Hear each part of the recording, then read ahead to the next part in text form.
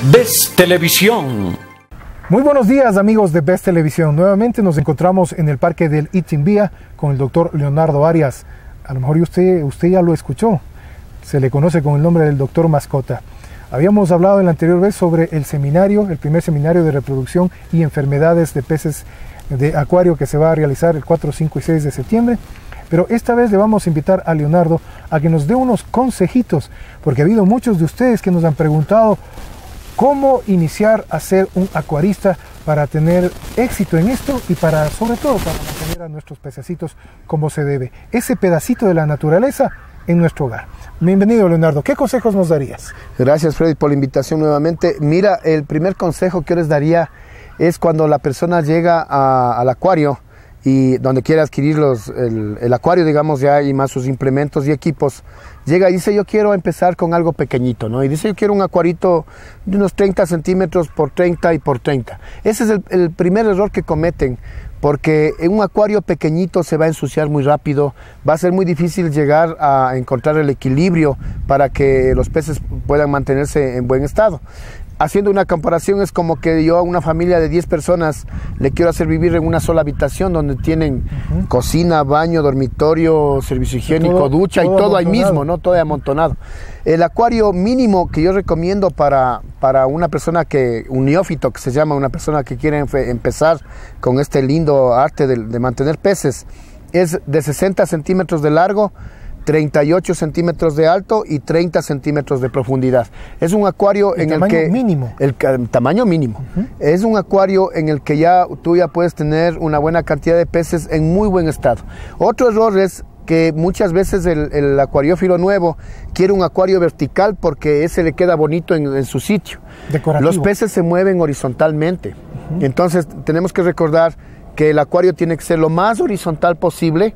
Un acuario de la misma cantidad de agua, si es horizontal, lleva más peces que un acuario vertical, porque el intercambio gaseoso se da en la superficie del acuario. Entonces, si un acuario es vertical, aquí tienes un intercambio muy pequeñito, a diferencia de un acuario horizontal, donde tienes un intercambio muy grande del oxígeno para tu acuario. Habría que decir, amigos, que de paso les recomendamos que las peceras de esas redondas no metamos peces ahí en esas peceras, ¿verdad? Sí, así es. Eso es una verdadera cárcel. Ahí sí yo estoy en desacuerdo, porque el pez va a estar en muy malas condiciones, definitivamente en muy malas condiciones. La única pecera pequeña, y esto por favor, Leonardo, corrígeme, la única pecera pequeña es lo que se conoce con el nombre de vetera. Es donde van estos peces muy muy lindos, de unos colores hermosos, ¿verdad? Sí, lastimosamente la vetera aquí en la sierra no funciona bien porque no tenemos una buena temperatura.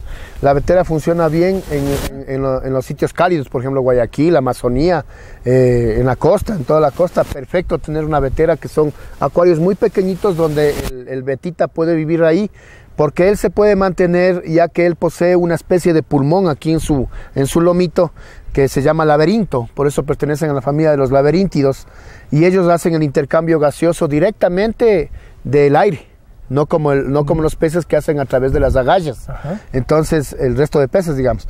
Entonces, en el beta no hay problema, pero la temperatura es crucial, porque recordemos que este pez viene de Tailandia, donde vive en los arrozales en 4 centímetros de agua y a una temperatura hasta de 32 grados centígrados.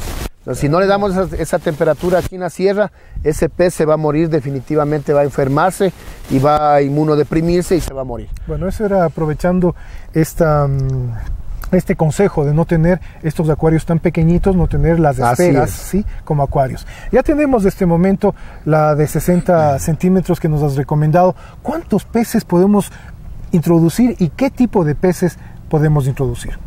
Como te decía en alguna entrevista anterior, la capacidad del acuario es 1 centímetro de pez por litro de agua. Entonces, si yo compro ahora un goldfish de este tamaño y le pongo en mi acuario, debo tomar en cuenta que ese goldfish va a llegar a medir más o menos entre 15 y 18 centímetros de largo, y ese pez necesita mínimo 18 litros de agua, ¿no?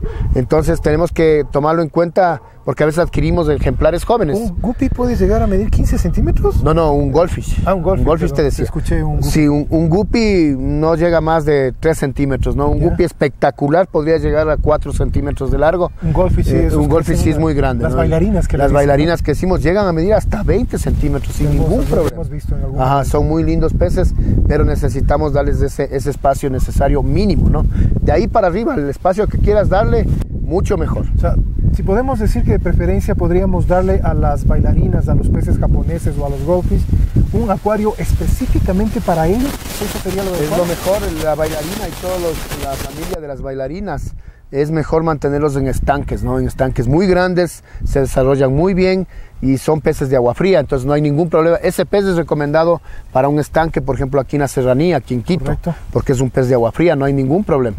El tema de la reproducción, amigos, sin duda alguna es algo que nos llama la atención, es algo que nos va a motivar aún más a ser parte de este enorme y hermoso mundo del acuarismo. De la reproducción, justamente, Leonardo, que nos cuentes un poco del seminario que se va a dar el 4 y el 5 al 6 de septiembre. Bueno, va a estar encaminado simplemente a los 4 grupos de peces o de tipos de reproducción, ¿no? Que son los vivíparos u ovovivíparos. En estos peces el huevito se mantiene dentro de la madre, ahí evoluciona el embrión y aparentemente nace vivo. Y el otro, que es el más espectacular a mi criterio, que es el beta, ¿no? El beta, el macho hace un nido, se le pone a la hembra, el macho le pega a la hembra, después le lleva al nido, le abraza, ese abrazo es hermoso, muy lindo, y la hembra deposita los huevos que se van al fondo. El macho fecunda los huevitos y recoge los huevitos con su boca y los pone en el nido. Y de ahí ya nacen los alevines y listo.